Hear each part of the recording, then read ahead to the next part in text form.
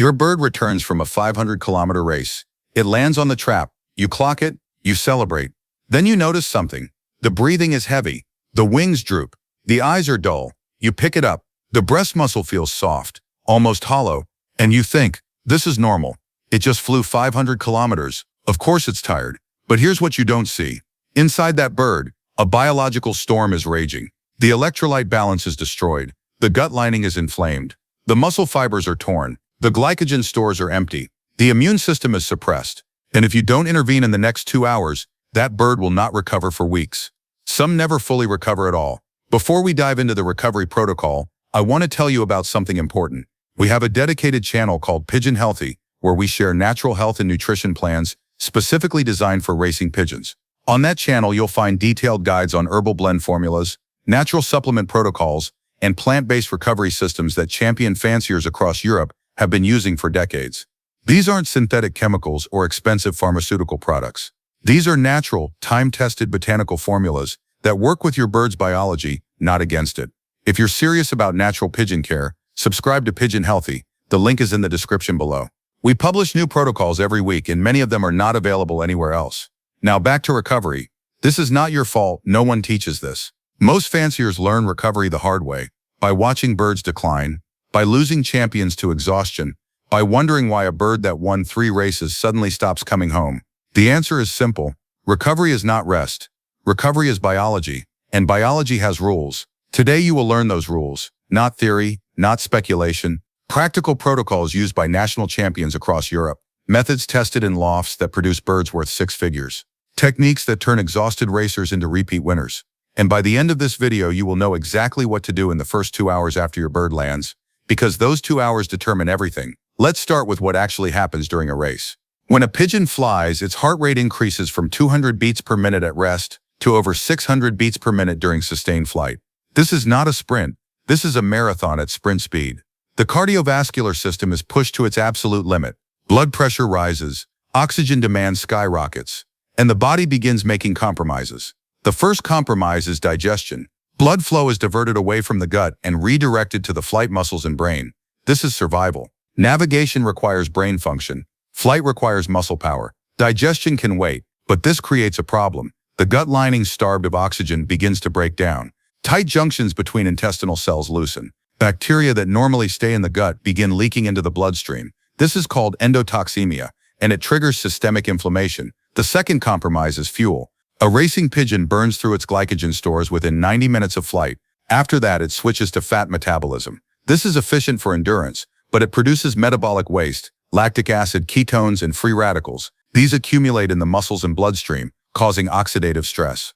The body tries to neutralize them, but the antioxidant systems are overwhelmed. Cellular damage begins. The third compromise is hydration. A pigeon loses water through respiration at an accelerated rate during flight. In hot weather, this loss can reach 10% of body weight over a 500-kilometer race. This thickens the blood, reduces oxygen delivery, and impairs kidney function. Dehydration also reduces the bird's ability to regulate body temperature, leading to hyperthermia, a life-threatening condition if not corrected immediately.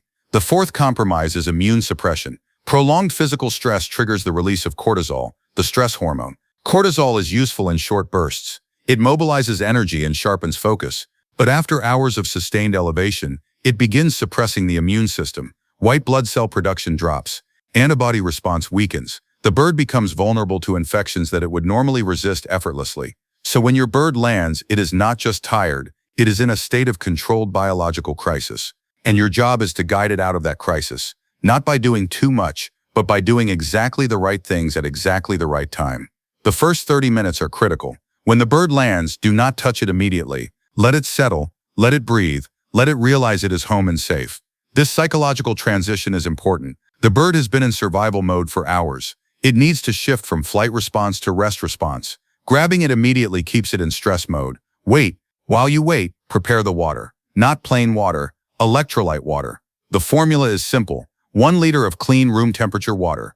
Add 1 pinch of sea salt, not table salt, sea salt. Table salt contains anti-caking agents that birds do not need. Sea salt contains trace minerals, magnesium, potassium, calcium that were lost during flight. Add 1 drop of raw honey, not sugar, honey. Sugar provides empty calories. Honey provides glucose plus enzymes that aid digestion. Another problematic sign, the bird refuses to drink at all. This indicates extreme exhaustion or shock. Do not force it. Instead, dip your finger in the electrolyte water and gently moisten the tip of its beak. The taste and smell may stimulate the drinking reflex. If it still refuses, the bird needs veterinary attention. This is not normal fatigue. After the initial drinking period, leave the bird alone. Do not handle it. Do not inspect it. Do not photograph it. Let it rest in a quiet corner of the loft. Dim the lights if possible. Silence is healing. Now we move to the 30 to 60-minute window. This is the feeding window. Do not offer regular race feed. Do not offer corn. Do not offer sunflower seeds.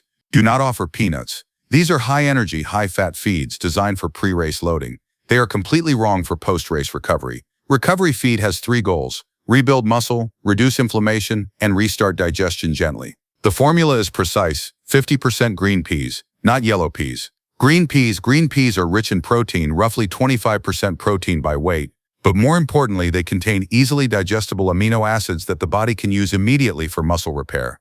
They are also low in fat, which means they do not burden the digestive system. Yellow peas are higher in starch and harder to digest. Use green peas 30% plain wheat, not corn. Corn is too starchy and sits heavily in the crop. Wheat is lighter, easier to digest, and provides gentle carbohydrate energy without overloading the system. The bird needs energy, but it needs to be delivered in a form that does not trigger digestive stress. 20% flaxseed. This is non-negotiable. Flaxseed is the most powerful natural anti-inflammatory feed ingredient available to pigeon fanciers. It contains omega-3 fatty acids, specifically alpha-linolenic acid, which reduces inflammation at the cellular level. After a race, the bird's muscles are filled with microtears and inflammatory markers.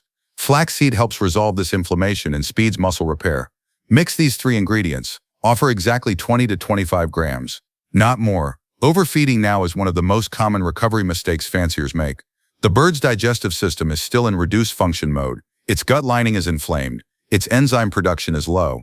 If you give it a full crop of feed, it cannot process it. The feed sits in the crop, ferments, and causes sour crop, a condition where the crop becomes acidic, gas-filled, and painful. This sets recovery back by days. 20 to 25 grams is enough. It provides the nutrients the bird needs without overwhelming the system. Some birds will eat it all immediately. Some will pick at it slowly over the next hour. Both are normal. Do not force feed.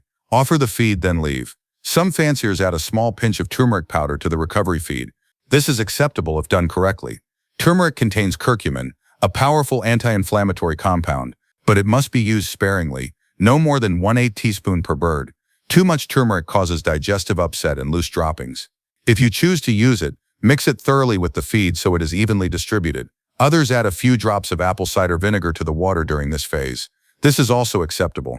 Apple cider vinegar helps acidify the gut, which creates an inhospitable environment for harmful bacteria like E. coli and Salmonella. Use raw, unfiltered apple cider vinegar with the mother intact. The dosage is 1 teaspoon per liter of drinking water. Do not exceed this. Too much acid irritates the gut lining.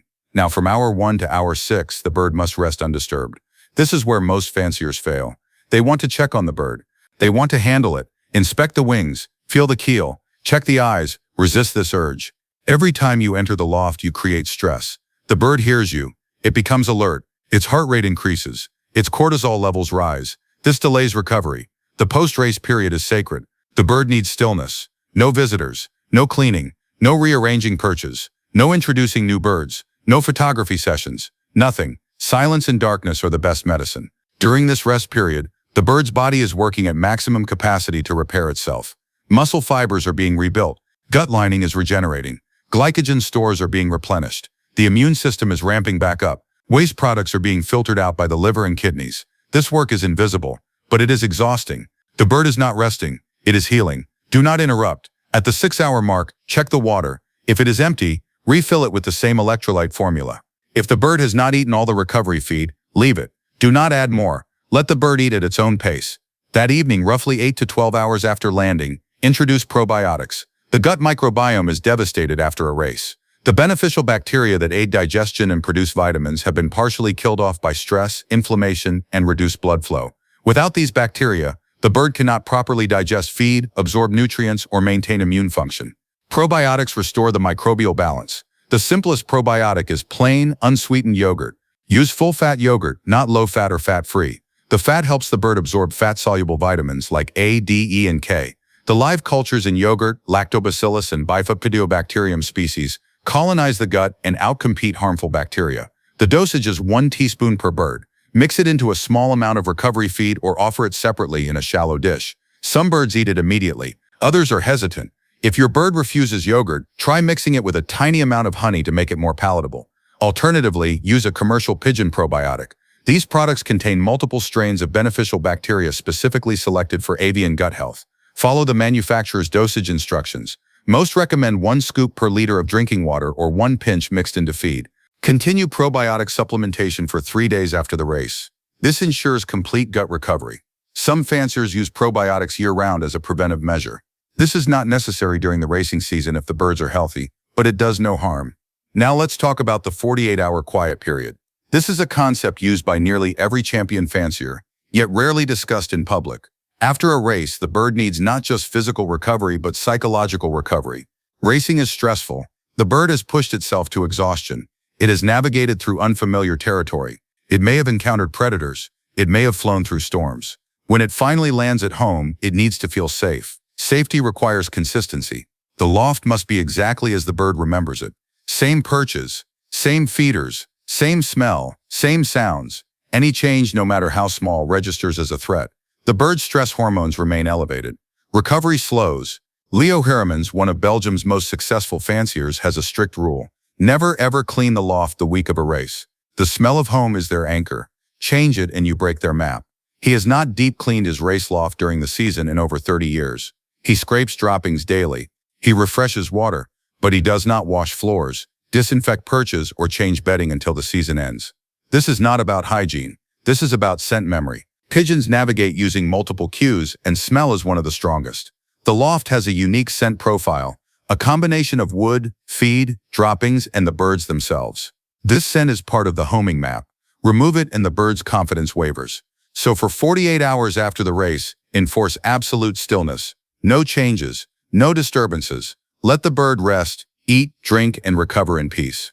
On day 2 after the race, monitor the bird's behavior. A bird in good recovery will show these signs. Normal breathing rate, roughly 30 to 40 breaths per minute at rest. Bright, alert eyes, smooth, tight feathers. Upright posture. Normal droppings, firm, dark with a white urate cap. Active movement around the loft. Interest in feed and water. A bird in poor recovery will show these signs. Rapid or labored breathing, over 60 breaths per minute at rest. Dull, sunken eyes, fluffed or ruffled feathers. Hunched posture. Abnormal droppings, watery green or blood-tinged. Lethargy, refusal to eat or drink. If your bird shows poor recovery signs on day 2, do not race it again this season. This bird is not tired, it is injured. Continued racing will cause permanent damage or death. Instead, separate it from the race team. Provide extended rest and consult an avian veterinarian if symptoms persist beyond 72 hours. If the bird shows good recovery signs, continue normal care. Offer standard feed mix, but not race feed yet. Use a maintenance mix, 40% wheat, 30% peas, 20% barley, 10% seeds. This is lighter than race feed but provides balanced nutrition for ongoing recovery.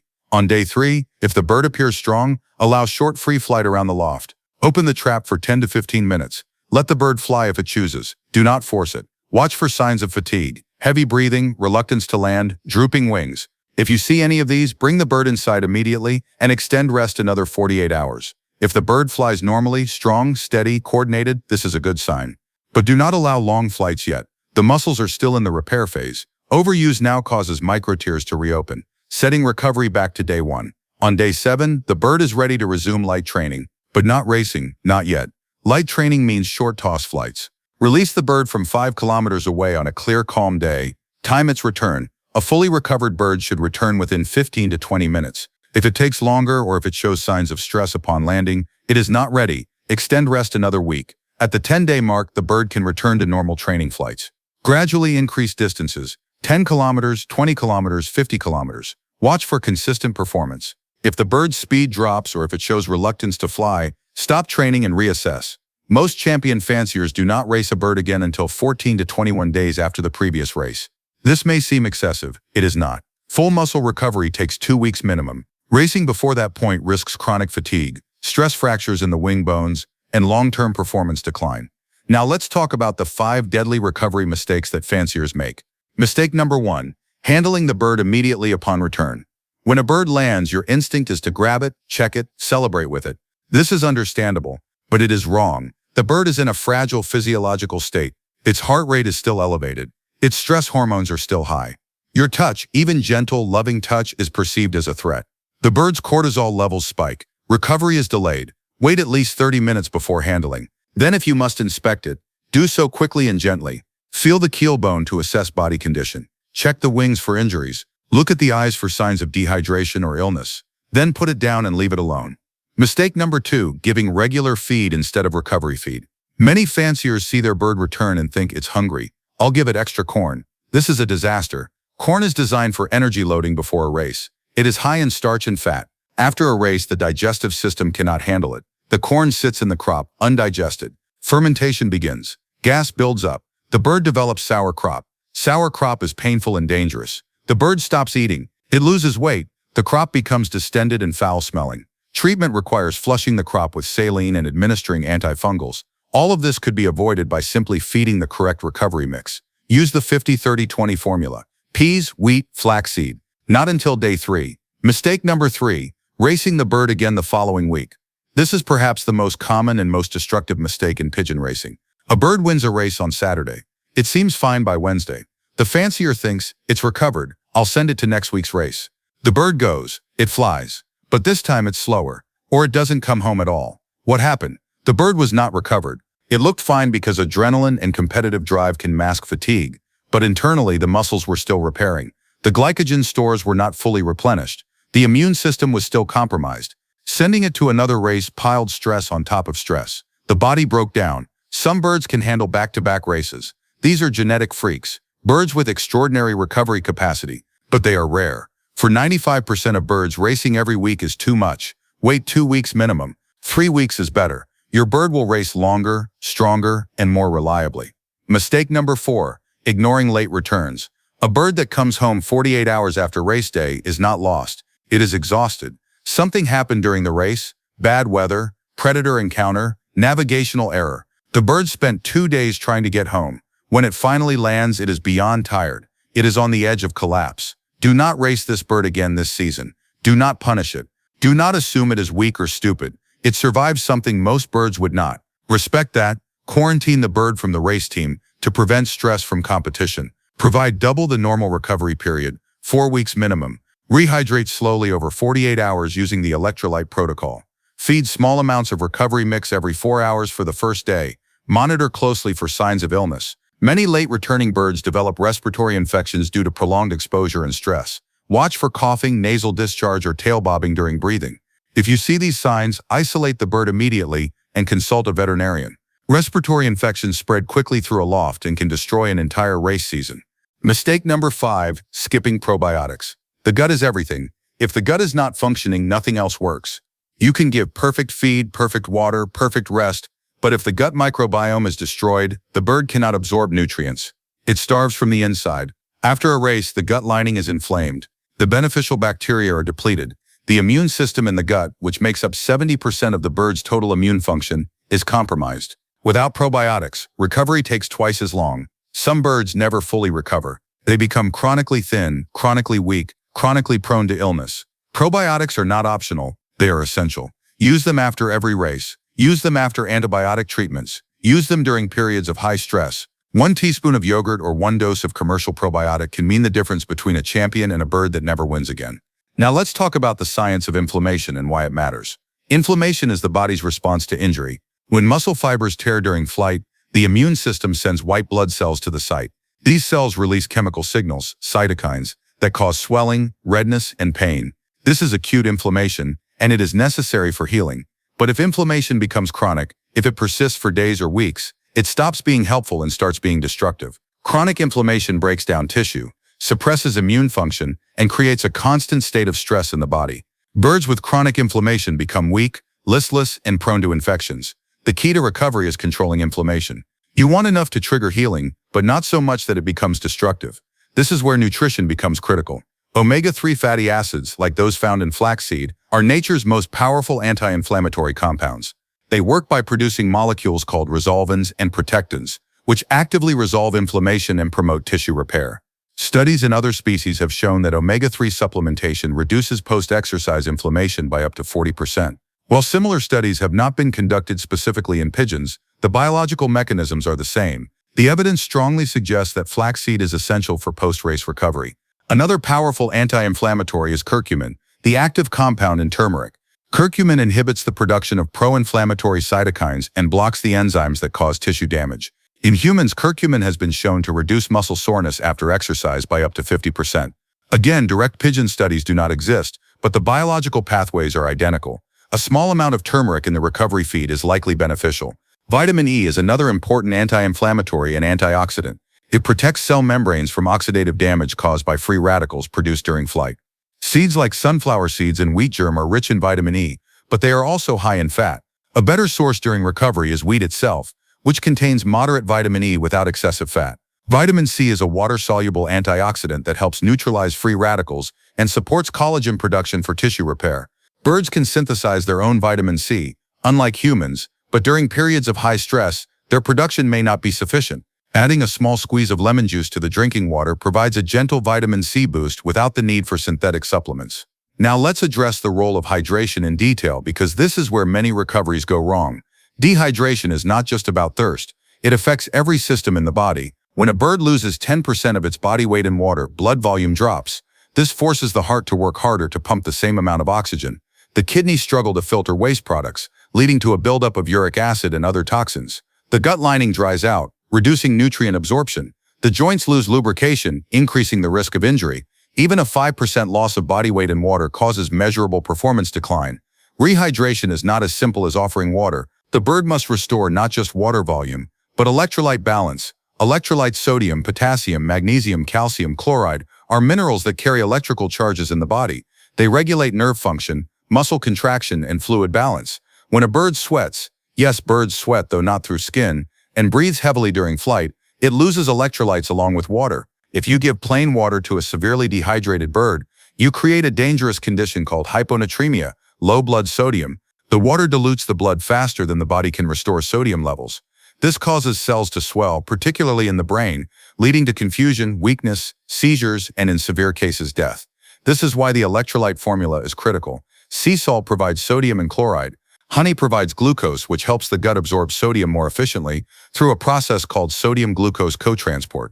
Lemon juice provides potassium and helps maintain acid-base balance. Together, these three ingredients create a balanced rehydration solution that is safe and effective. Some fanciers use commercial electrolyte powders designed for pigeons. These are acceptable if they are formulated correctly. Check the ingredients. Avoid products with artificial colors, flavors, or excessive sugar. The best products contain sodium chloride, potassium chloride, calcium lactate, and magnesium sulfate in balanced ratios. Follow the dosage instructions carefully. Overdosing can cause diarrhea and further dehydration. Now let's talk about energy metabolism and glycogen recovery. Glycogen is the storage form of glucose, the body's primary fuel. Racing pigeons store glycogen in their flight muscles and liver. A well-fed bird can store roughly 50 to 70 grams of glycogen, enough for about 90 minutes of sustained flight. After that, the body switches to fat metabolism. Fat metabolism is efficient for endurance, but it is slower. The body must break down triglycerides into fatty acids, transport them to the muscles, and convert them into usable energy through a process called beta oxidation. This produces ketones as a byproduct. Ketones are acidic.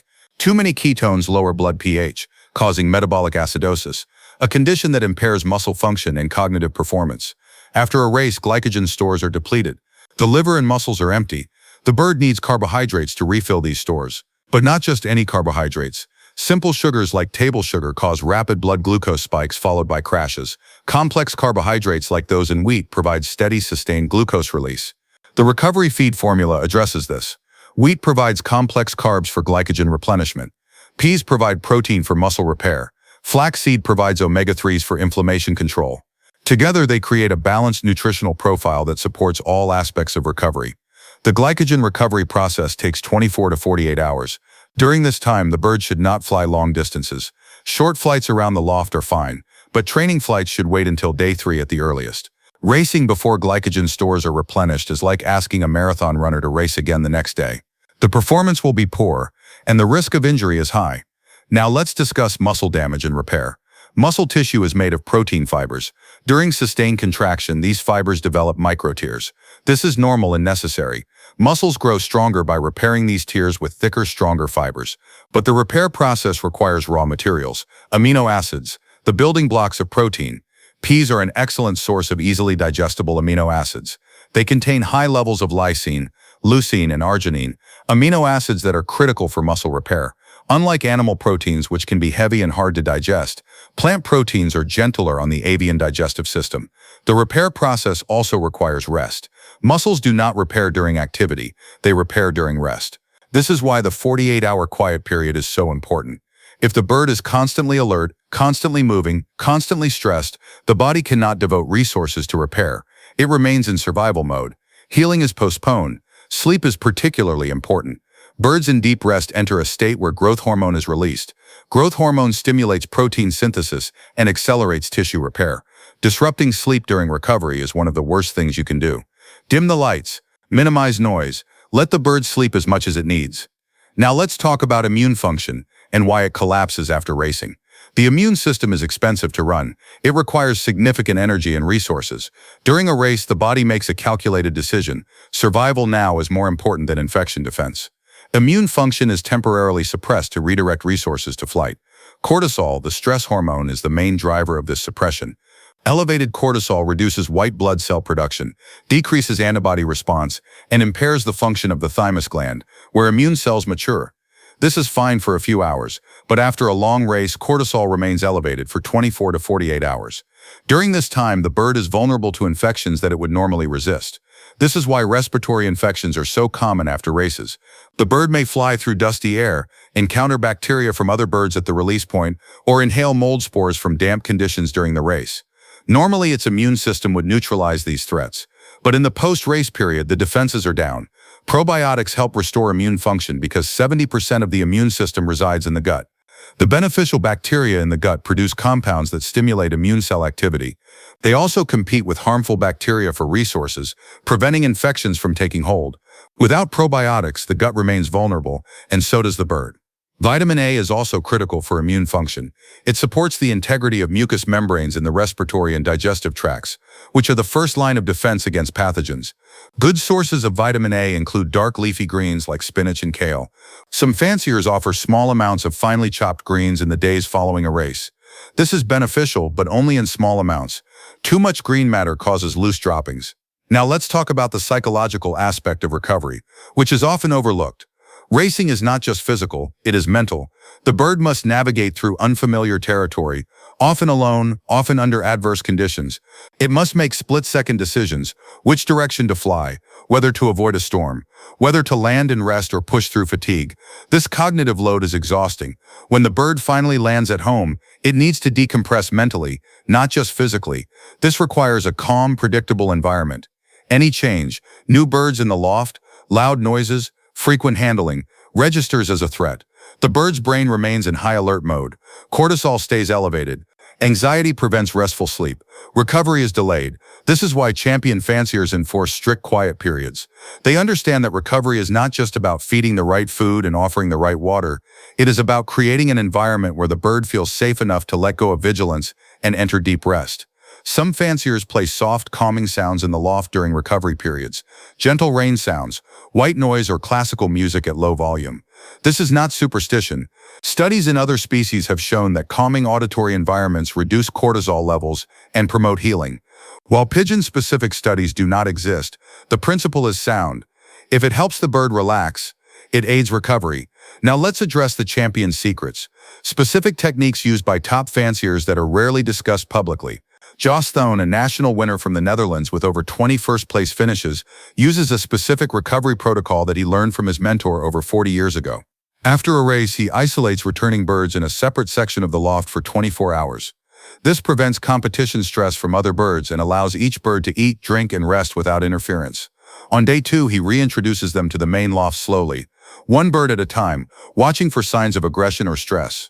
Louis van der Velde, a Belgian master with a career spanning 5 decades, uses a recovery tea made from chamomile flowers and dried mint leaves.